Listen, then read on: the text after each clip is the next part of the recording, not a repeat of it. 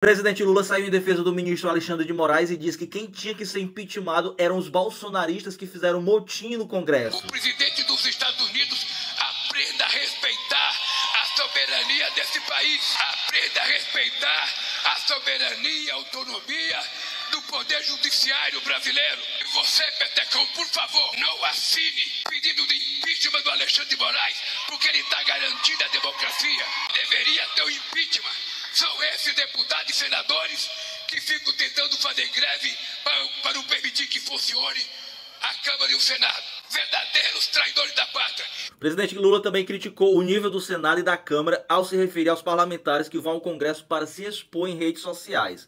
Ele falou o seguinte: parece que o Bolsonaro abriu a lâmpada mágica, não saiu Aladim, saiu o que tinha de podre nesse país para a política. Só vê o nível do Senado e da Câmara, vê deputado, vai lá, ele não faz mais discurso, ele vai lá, pega o celular, grava a cara dele, faz uma bobagem e acha que está sendo deputado ou senador. Não é possível, gente, isso não é mesmo, presidente. No mesmo dia, já em um outro evento, ele também criticou o Bolsonaro e disse que ele seja homem e responda pelo que ele fez. Sobre as provas que existem contra o Bolsonaro, ele falou o seguinte: ó, não é a oposição que está dizendo, são os asseclas dele que delataram ele, é o ajudante de ordem deles. Ao invés de ficar choramingando pelos cantos, estou doente, seja homem, crie vergonha, responda pelo que você fez, não fique chorando. Não teve coragem de passar a faixa para mim, foi embora. E olha quem ligou para o presidente Lula hoje e passaram 40 minutos no telefone discutindo: o Vladimir Putin, que irá se reunir na próxima semana com o Donald Trump no Alasca. O Putin não ligou apenas para o Brasil, ele também ligou para a Índia, também alvo de 50% de tarifa pelo Trump,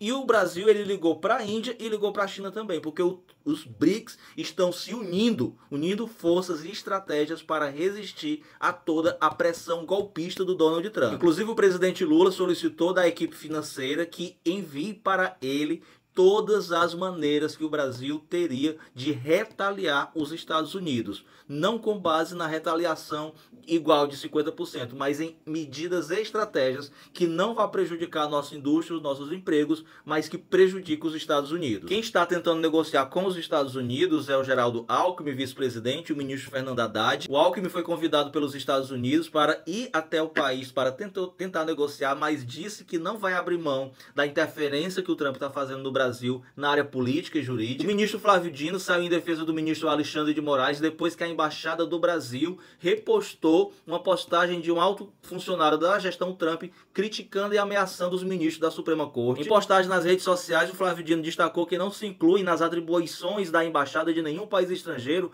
avisar ou monitorar o que um magistrado do Supremo Tribunal Federal ou de qualquer outro tribunal brasileiro deve fazer. E o governo Lula convocou o chefe da Embaixada dos Estados Unidos no Brasil para cobrar, exigir dele que ele mude o tom, porque não admite-se no Brasil que uma embaixada esteja agredindo os ministros da Suprema Corte. A revista The Economist diz que o tarifaço de Trump é mais latido do que mordida e que o Lula agiu com firmeza, tendo em vista que o Trump ele isentou quase 700 itens dessa cobrança de tarifa de 50% e que nos últimos 20 anos o comércio, a dependência do Brasil do comércio americano reduziu bastante e aumentou o comércio com a China. O ministro do Supremo Tribunal, Gilmar Mendes, ele ironizou o cancelamento do visto dele para os Estados Unidos. Ele disse durante uma palestra, durante uma entrevista, que ele poderia estar contando isso em Roma, Paris e Lisboa. Agora em Washington, não.